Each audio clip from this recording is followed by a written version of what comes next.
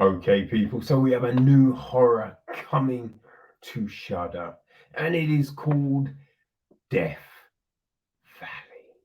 Bah, bah, bah. Definitely an ominous name, right? I'm not sure the name reflects the film. It's not, I don't know, it's not essentially about a valley. There is death, though. There is definitely death involved, people. All right, so hey, the film is written and directed by Matthew Ninaber. Now, you may remember that name because the Maddie boy was behind Psycho Gorman, and that was so much fun, right? That was so much fun. Now, this film is a bit of a Nimbar, it's a bit of a Nimbar affair. I think every member of the clan is working on this film in some way or another. Which, hey, I respect the fuck out of that. You know what I mean? It is produced by Matthew, along with Chad Archibald and Cody Canahan. And you remember Cody from The Oak Room, right? Remember that one? How great that was. And Vicious Fun, another great one. Patrick Everlad, Ira Levy, and Michael McGuyan executive produce. The music is from Sean Crowley. Cinematography is Brent Treeman. Nimba as well handles the editing. Makeup, we've got um, Melissa Joy Barger, Anna Hans, Chloe Housley. Special makeup, Audrey Barrett and Chris Nash. Production, um, Jacqueline Nimbar, see another one up in the mix, and Mac Ailsley. Sound was handled by Tim Clemens, uh, Robin Elliott, and George Flores. Justin Moses looks after all the stunts. Um, yeah, we have a couple of Nimbars, Bunny and a Ryder, also taking care of photography and other things on the set, along with David Reynolds and Tyler Garton. So our cast, well, we got Jeremy Nimbar as Beckett. His wife is played by Jacqueline Nimbar. She's Rachel. I wonder if they're actually married in real life. I mean, that would be cute, right? Now Beckett, his partner is Marshall, played by Ethan Mitchell.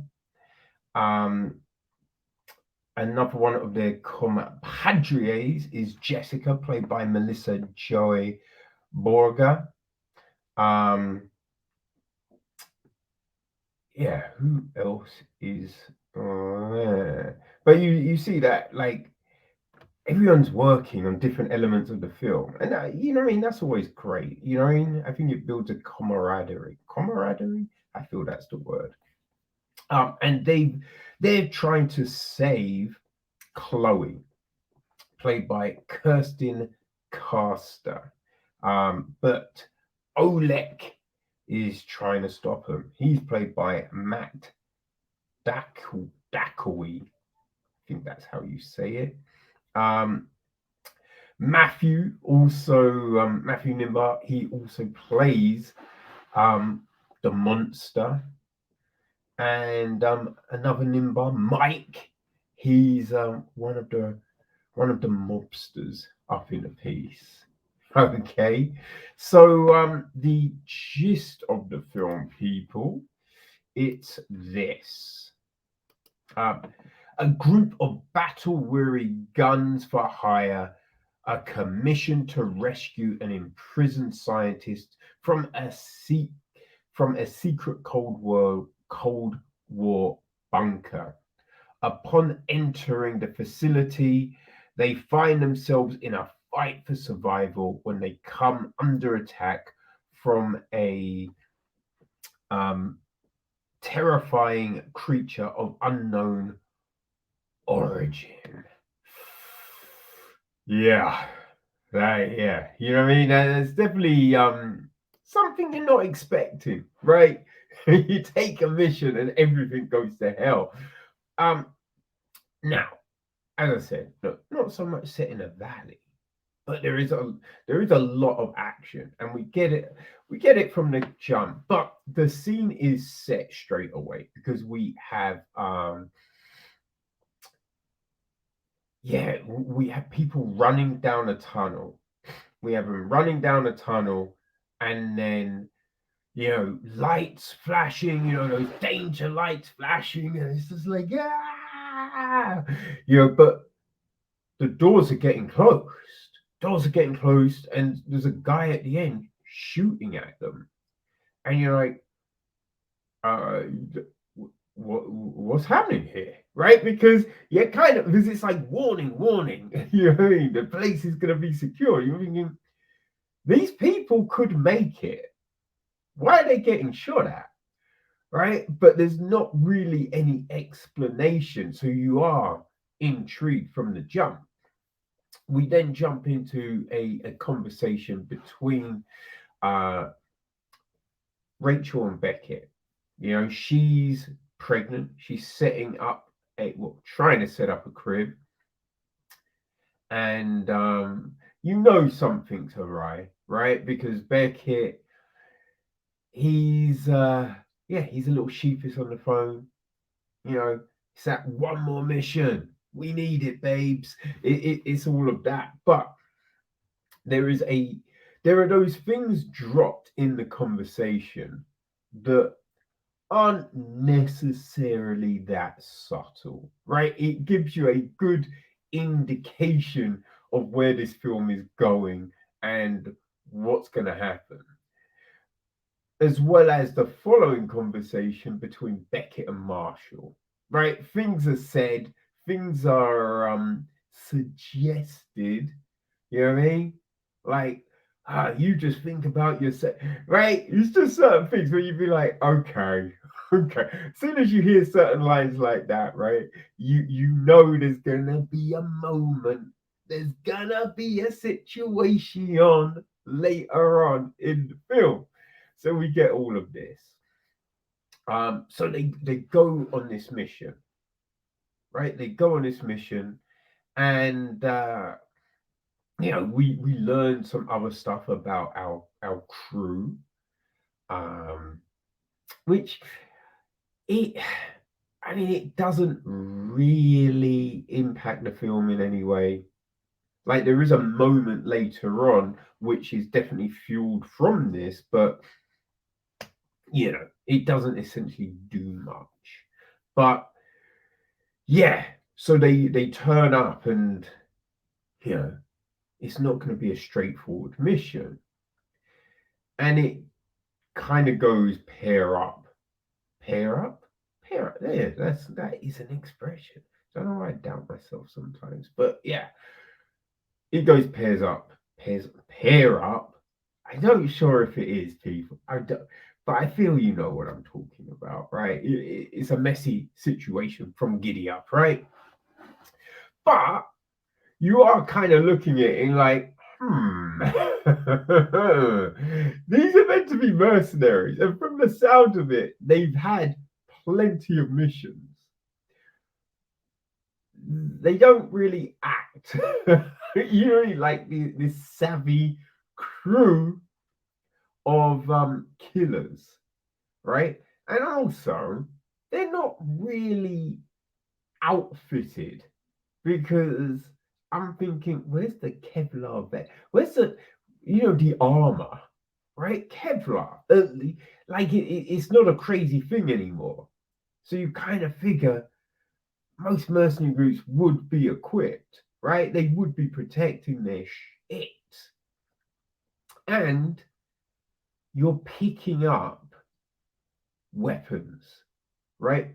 Especially from your team. You're picking up weapons, and you're picking up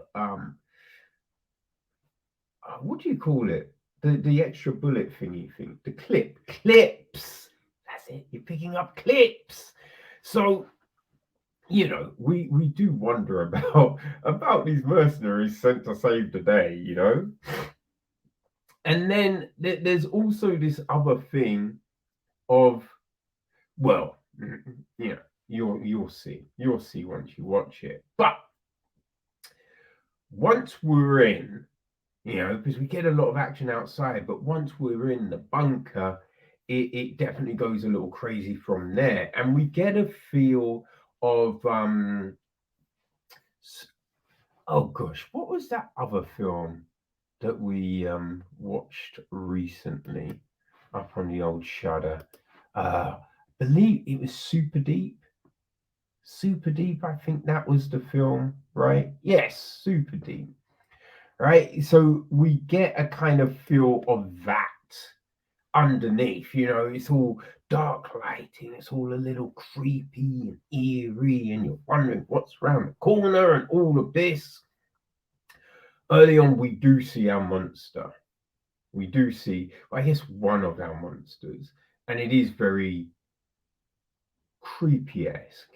Now, it does have vibes of like Alien, I'd say Pinhead, right? It's got a kind of that kind of vibe to it as this weird formed monster, and maybe the Thing as well, right? So we see this. Now there are questions, because also with what we see in this first instant, you do wonder about later on, because it doesn't necessarily make any sense once you find out stuff, right? So there is that. And there are a few things, right? We do fall into, I think, the trappings of kind of this sort of film where information is held back, and you kind of wonder, why would you hold back that information? Right? That it made no difference if you tell someone here or now. Also, right, when them films and everyone's like, oh, we need to be quiet so we don't attract anyone, but they're never quiet, right? They have loud conversations. They're like, Steve, Steve, Steve, over it. And you're like, what are you doing? Firstly, you're making noise. Secondly, you're letting people know where you are. What the fuck? So you get stuff like that, or there's a point where someone records a message on a tape recorder and you wonder, wait, why? But then the tape recorder goes off and you're like, how the fuck is the tape? What are you doing? You know what I mean? There's a lot of baffling things when you kind of consider, as I said, look, these are meant to be a group of well-oiled mercenaries. Well, I mean, with a lot of missions under their belt, right? They do not act like that. I mean, they put themselves in stupid ass situations, and also doors. You kind of figure you would shut every single door or crevice in this situation, and we only see them shut 2 doors towards the end, and you're like, okay. You know what I mean? It's just like, huh? Now, yes, it is goofy, but if you just want an action flick, right, some mindless action, then this works for you on that level, I would say.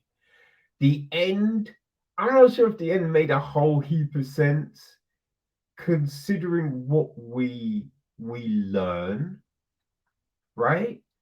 But once we get to this point, and there's been a lot of other stuff we've seen, you think, all right, fine, I'm fine. Like, it opens things up to a possible sequel, I would say. But if there isn't one, it's fine as well. You know, it's not a crazy ending where you're like, but we need to, you know what I mean? It's just like, all right, yeah, that's fun. You know what I mean? Um, is that also there's that weird thing about fights, and you're like, where would someone learn that? You know what I mean? Because I don't think they were running tutorials. They're like, where are they learning all of this shit? But yeah, no, Death Valley, it's goofy, and I would say it's not up to the same par as Deocrum or Vicious Fun or Psycho Gorman.